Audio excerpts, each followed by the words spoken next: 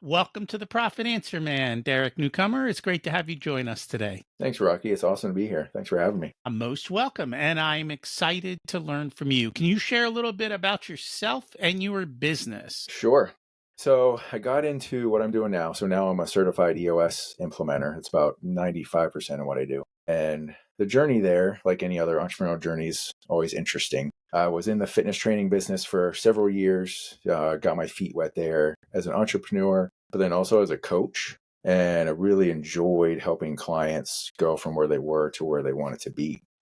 Kind of jumped into from there, got into executive coaching. I'm a certified John Maxwell team speaker, teacher, and coach. And I loved rubbing elbows with entrepreneurs. I loved rubbing elbows with executives and business leaders and just having conversations on where they were, where they are, where they love to go. And through that experience, I was then introduced to EOS and traction through that coaching experience, but then also Rocky making my own business mistakes. So I became, I would like to think so anyways, a really good coach. I was a really good, practitioner. I could do what I did really well, but I learned a lot of really hard business mistakes in that process, trying to build my own practice. And I was introduced to a fellow implementer, Brian White. You probably know Brian White. And he showed me what it looked like, what it would look to become an implementer. And I had read Traction probably a year before, started using some of the tools. And from what I had kind of learned going through my own journey, what God took me through, those lessons learned, the hard ones and the good ones at the same time. I felt, and my wife felt, as we kind of prayed through that process of being that EOS implementer, combined everything that I love to do. It's business, it's teamwork, it's leadership and motivation, and really getting down to the nitty gritty of, okay, what does it look like to actually make a business and take that team to where their vision would like to go. So that's what I do now. I'm a certified EOS implementer, helping teams get more what they want from their business. Everybody wants more. They just don't always know how to do it, or they know and they won't do it. So, out of curiosity, if you're willing to share, what were some of those lessons learned or struggles you had to deal with? Awesome. Great question. So I guess some moments of vulnerability, right? Great leaders got to be a little bit vulnerable here. So the first was probably one of the first lessons was delegation. The ability so I worked really hard at becoming a good trainer, good fitness trainer, and just using those lessons in that business. It was really hard for me to start letting go of and learning the process of not just letting go, but learning the process of okay, this is what I've learned works really well. This is what has gotten clients really good results. Now, how can I let go of that, but then also train that other trainer that I now had on my team to help reproduce similar results? And so the delegation steps of, I forget the exact steps out there, but it's, you show them first, or you do it and they watch. So you show them and then they do it and you watch, and then they do it on your own and you inspect, and then ultimately you want them to be able to execute that on their own with a measurable in place to make sure there's accountability. But learning that art of delegation, and I think also that hasn't stopped, Rocky. That art of delegation, still learning that art of delegation. That art of delegation, Rocky, and then also the idea of processes, a systematic way to keep the moving parts of your business flowing in a productive and efficient manner. I'm a visionary, so I hate being stuck in a system or a funnel for too long. For me, it just feels restricting. However, going through the mistakes that I've made and learning how valuable that process is, but when you have the right process, it's not restricting, it's actually freeing. It frees you up to do the right things in the right way and equip the people around you to do the right things in the right way, which ultimately lets me then go do the things that I can thrive in as well. So that delegation and those consistent processes are probably two of the things that I really learned the hard way. I struggle with people. That's why I like Excel sheets. And Trying then to get them to do what I want them to is just difficult. it is 80, if you're familiar with and you are, the key component, the 6 key components, 80% of issues fall in either the people component or the process component. That's where you find most of your issues. So I'm phenomenal with processes. Getting the people to follow the process, that's a whole different world. it is. So when clients come to you, what's the biggest issue you see? So most of my clients are on the smaller end, and I'm not saying necessarily that Bigger clients don't have these issues. First of However, all, small to you is not small to others. true, very true. So my typical client right now ranges from about 2 million in revenue to 15. Average 5 to 7. Like if you would kind of average it out. The two main issues that I see are one, getting the vision out of the owner's head in a clear, communicatable format that can rally everybody around that vision. So okay, so what does it actually look like? The owner usually has a vision in their head. Sometimes even the leadership team has elements of that vision in their head, but it's never gotten beyond that. So the people don't know what they're working for. They don't know exactly why they're executing on the job outside of a paycheck, which is a motivator. However, I would argue that it's not the motivator at all. So, and then with that one, Rocky, it's the vision part and then the data management. So knowing your numbers. A lot of my clients don't know their numbers and don't have a great way to track the data so they can run and make businesses off of objective data and not just feelings and emotions on, well, are things going well? Are things not going well? Those are the two things that really jump out. And everybody listening, more than likely, doesn't know the numbers well. That's Mhm. why they're listening. So you're in good company there. If the paycheck isn't the motivator, what's the motivator? So great question. So from my perspective, what I believe everyone was created with specific gifts and they have a desire to do something that's outside of themselves, that's work for something that's bigger than themselves. Like if you ask somebody, if you ask somebody, they're usually willing to endure more pain when they're doing something for somebody else than they are for themselves. So, meaning if my family's in trouble, if I'm hurt and my family's in trouble, I'm probably going to put my pain and my feelings on the back burner. I'm going to go outside of myself and I'm pushing for something that's bigger than myself. And within the vision of an organization, when you tap into the vision and you make it clear in a communicatable format, and you're able to show that to your organization with passion, with your passion, it's vulnerability. It's, for me as a business leader, it's, well, what if I talk about the vision and people don't like it or people don't want to hop on board? That's okay. That's They're okay. the wrong people for the company. Exactly. Exactly. That is okay. And you actually want that to some degree because it creates a filter. But the people who are right for that vision, Rocky, their bigger why. Their go back to Simon Sinek's to start with why. Their bigger why, that kind of that internal driving force, they'll connect with that. And people will do more for something that they believe in outside of themselves than they will do for themselves. And that makes a lot of sense. And I think that's why we always like to hire to culture and Mm-hmm. hire to vision and making sure that there's that good fit there. And like you said, if the company doesn't tell you what its vision is, you can't hire to vision and people don't know what they're working for. Mm-hmm. And so you've got to be crystal clear on that. And it has to be more than a sign on the wall Mm-hmm. that is just words. You actually have to live the words, which I think for a lot of people is difficult. And I know for most business owners, getting stuff out of their head and onto paper or into action is also a very difficult thing to Mm-hmm. do. And then following through on it. You said you want to do X. Well, do X.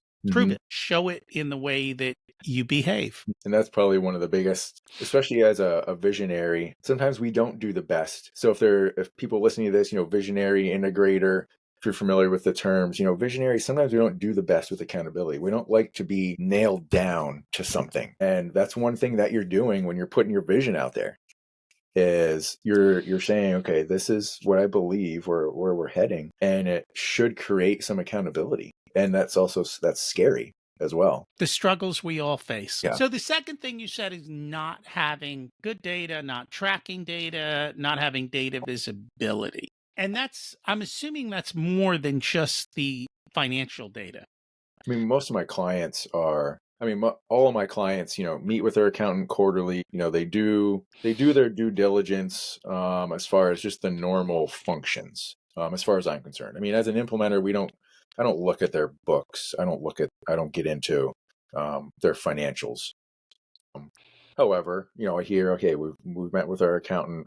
We need to have this done, our budget's done, taxes, whatever that looks like. So most That's of my clients, process work. there you go. It's a process work. So most of my clients meet with their accountants quarterly. They do their due diligence. However, Rocky, as you know, that's all in arrears. All that data is in arrears. So you can't do anything about that data. nothing you can change. And so what we're talking about within measurables or a scorecard or active data is, how do you know? So you have your vision, talked about vision already.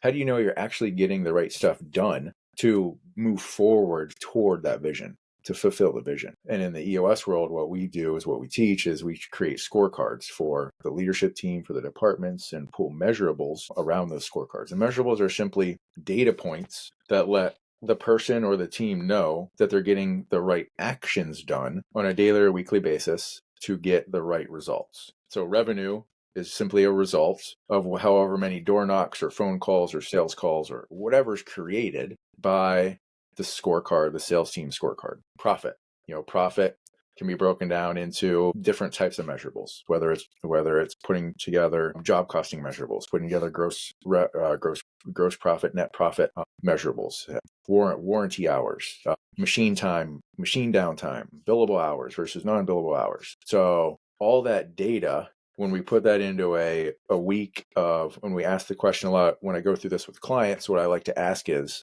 when you go home after an awesome week and you go home to your wife or husband and you say, hey, we had a great week this week. Okay. What did you do that actually made it a great week? What were the actions that you took that, hey, we did the right actions that moved us toward our vision? Those are actionable steps. If they're off track one week, the next week you can look back and say, okay, we're off track. This is going to affect, when we sit down with the accountant at the end of the quarter, these are going to affect those numbers. So it's day to day, week to week, actionable items. And I love that. I'm always a little worried because a lot of times people pick numbers that sound great, but have what I call unintended consequences. In the fact that they don't necessarily drive cash flow and they don't drive profit, or they drive a behavior that is not optimal. Okay. And so you just have to be careful, I think, when picking numbers. And, looking at it big picture, Wells Fargo, right? They got in trouble because their people were incentivized to open accounts. So they opened accounts. Didn't matter if it was fraudulent, didn't matter if they lied about, like, Okay. they whipped them to do X and they got X, right? And, you mentioned sales. You tell a sales guy to make 16 calls, I guarantee you get 16 Mhm. calls. But the question is, were they good 16 calls? Mhm. Or were they just 16 calls because I need to hit 16 calls? So does it then shift the motivation to hitting a number versus doing what's right? Does that make sense? And I don't know if you've noticed that sometimes, or maybe Absolutely. your clients are better than that. I think we all fall into that. I'm guilty of that. Why? I got 10, I need to make 10 calls this week. Oh, okay, let's knock these off. Boom, boom, boom. But when you take time to reflect and think about, okay, 5 of those were target market good calls. 5 of the other 5 probably really didn't matter, and I probably should have done a little bit more work to dig up target market. But absolutely, it's a question I ask as we put together. So going with your sales scorecard example, will want some sort of leading indicator that qualifies that lead as it hits the sales funnel. So then now, okay, is this lead target market? Is it not target market? It's a conversation I deal with a lot of construction type of businesses, and there can be a lot of wasted time if you're driving out to see a customer who ends up not being target market.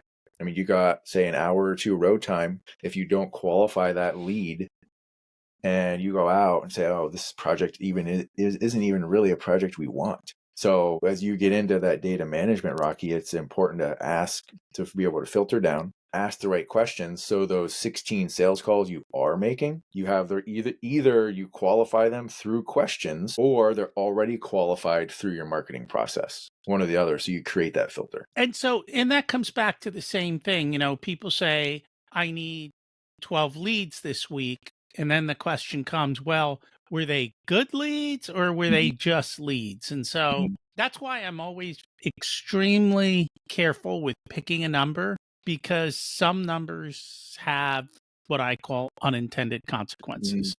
Yeah, absolutely. And I prefer to stay away from them as much as possible. That's all. Speaking of leadership and dealing with that, you're also a John Maxwell coach, Yes. and that comes down to leadership. And we talked about this before we hit record. And actually, I just had a call with one of my new clients today. And most business owners don't understand the business of business. And I haven't even talked about it. I mean, well, I'm not going to put names out there. I'm taking this program and it's being run through a university. And I very quickly realized something. Mm, While they understand the mm, technicals of business, these professors don't run a business. mhm, And it's kind of like that it was that Rodney Dangerfield in Back to School, you know, where he's in that lecture. I don't know people. It's an old movie, but they've got the technicals right, but the reality of running a business is so different than that. Like people say you're supposed to do X, Y, and Z. The reality is we're all in the mess of running the business. We're mhm, never going to do X, Y, and Z.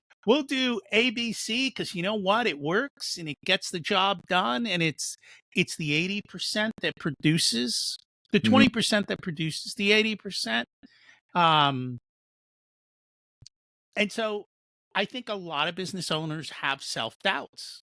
Kind of what you talked about was creating vulnerability as a leader and how that kind of helps. mhm. So I guess one of the biggest lessons I've learned, and I'm still learning it. I'm 43. Hopefully, I'll be in business for a lot.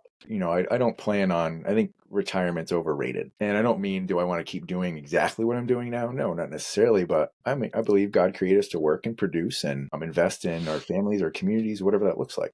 But anyways, when we talk about leadership, one of the most valuable things I've done is get to know myself and get to know my strengths, get to know my weaknesses, create the vulnerability of having accountability partners. And when we talk about the element of leadership, it's I'm not going to attract anybody around me, or I shouldn't say attract. I'm not going to be able to retain or keep anybody around me who is a better leader than I am. So meaning on my team, working with me, working for me.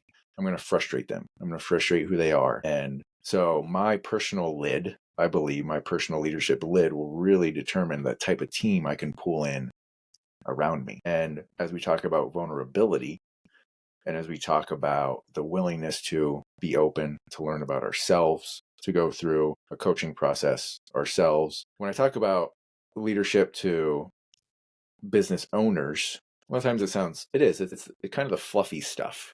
Meaning a lot of times you can't say, okay, this is going to do exactly this for your bottom line or exactly this for your cash flow. And I totally understand that. However, when we look at elements like vision, or elements like rallying your team around you, being able to connect with somebody, to sit down, to have the emotional intelligence to listen. I mean, that's leadership, and being able to understand yourself and to work on yourself and to be able to raise your own lid, to be able to connect with other people better, to be able to communicate better, to be able to understand. Like for me, over the past few years, I've just been really now understanding the elements that I need to work on as a leader, the in-depth, the core. Hey, we're products of our environment. So there's issues that I've gone through in the past 43 years that have determined my perspective and where I sit and what that looks like. So understanding that and having patience with myself, patience with other people. However, I think it boils down to that personal leadership lid and your willingness to be vulnerable, to learn, and also to invest in your environment around you. You said something interesting, and maybe I misheard it.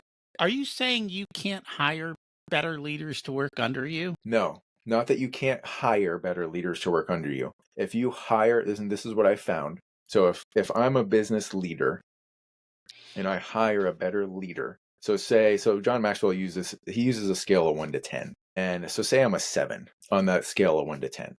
Everybody's got different skills, abilities, and talents. If I hire an 8 or a 9 and I'm not doing something actively to become a better leader to help them connect, I'm going to lose them. They're going to get frustrated with me eventually, and you will lose them. So it's not that you can't hire or necessarily attract. It's that if you're not doing something then actively to make sure that you're growing your lid and you're doing something to maintain that leader, because that 8 or 9 leader probably was stretching and wanting more, stretching and wanting more. And if they feel like they're being held back because you're not willing to stretch and grow and help them connect within your organization, you will lose them. Personal opinion and perspective. I've seen it happen. Can you just let them run? What will happen? I'm going to say no because I'll say I'm going to say no, and fight me on this if you want to. I'm going to say no because what will happen is a lot of times that lower level leader, unless they figure out how to not be intimidated and be able to disconnect and let that higher level leader run and lead the team themselves, then it's going to be really difficult. Now, I would say I could agree with you if you were a business owner and you were able to just put yourself out of the business and let that leader run the business around the team. Yes, I could get on board Okay. with that. But if that leader wants to also sit on as the head leader on the team, whether the owner, visionary, I personally don't think you're going to retain that higher leader for as long as you would like to. They would get frustrated. No, and I think it's the distinction there, right? To me, it's like, hey, if I'm going to get somebody great, I'm going to step back. Okay. I'm Yes. going to let them kind of run and No, I'll support their run and I'll just be like, okay, I'm all right no, with that. I agree with that. I agree with that. I'm there with you. Anything else from Maxwell that is helpful? So within Maxwell, around talking about the vulnerability, when you look at John Maxwell and everything that he's done, I've talked about the vulnerability aspect, but I think one of the things that us as leaders that we don't pay enough attention to, and within the Maxwell work, I think this does a really good job at helping leaders work through this, is our ability to communicate and connect with the people around us. And I think we maybe kind of make that seem a little easier than it actually is. So communicating isn't just us talking. If I'm really trying to communicate with you right now, Rocky, and I'm trying my best to do this, but sometimes it's hard, is when you're talking to me, I'm trying to really listen to understand what you're saying and not formulate my response in return while you're talking.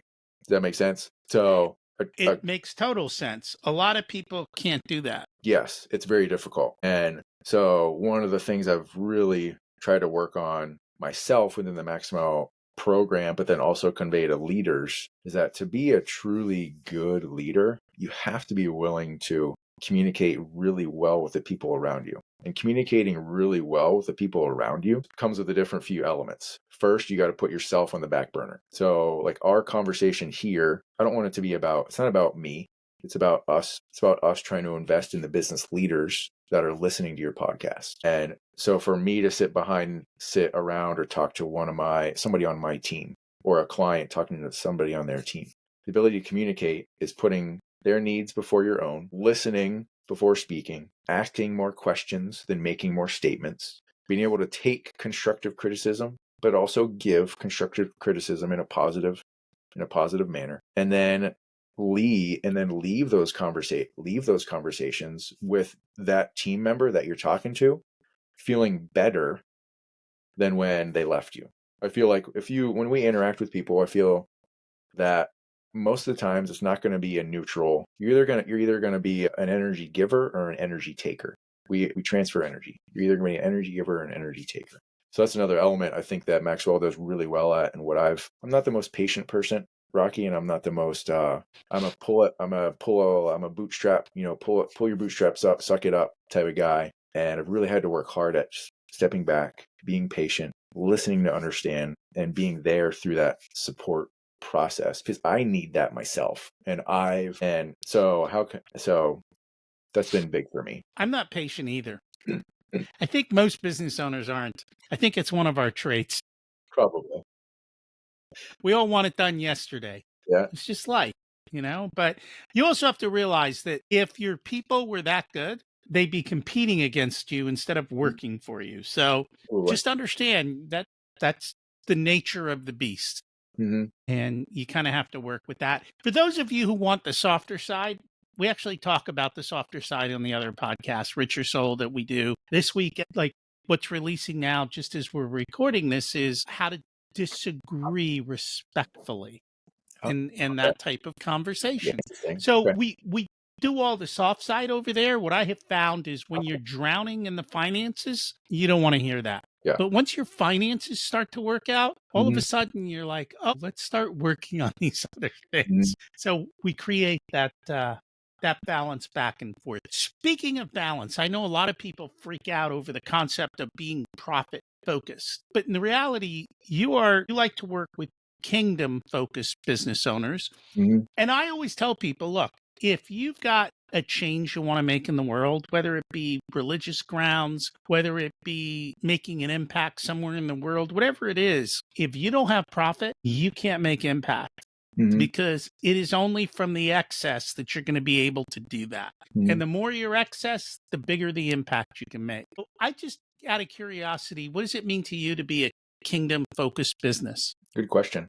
So a lot of my clients they would label themselves as a kingdom focused business. And what that would mean in their eyes, and then what that would mean in my eyes as well, is what they're doing is taking their creation of wealth, creation of business, creation of opportunity, and they're doing that for a direct impact to the kingdom of God in whatever shape or form that looks like. So for some of them, it has to do with immediately, it has to do with the specific families that are working within that business. So how are they helping the specific families within that business? Some of them, it's more a larger community focus. So I have some who then invest into different I don't know what health type of initiatives. So I work with a lot of plain community business owners, and some of them will do like special needs or health initiatives, and then these have a ministry element to them. So meaning not only is it just a health or a special needs focus, but there's the biblical aspect. There's the salvation message. There's an underlying kingdom focused drive behind what they're supporting.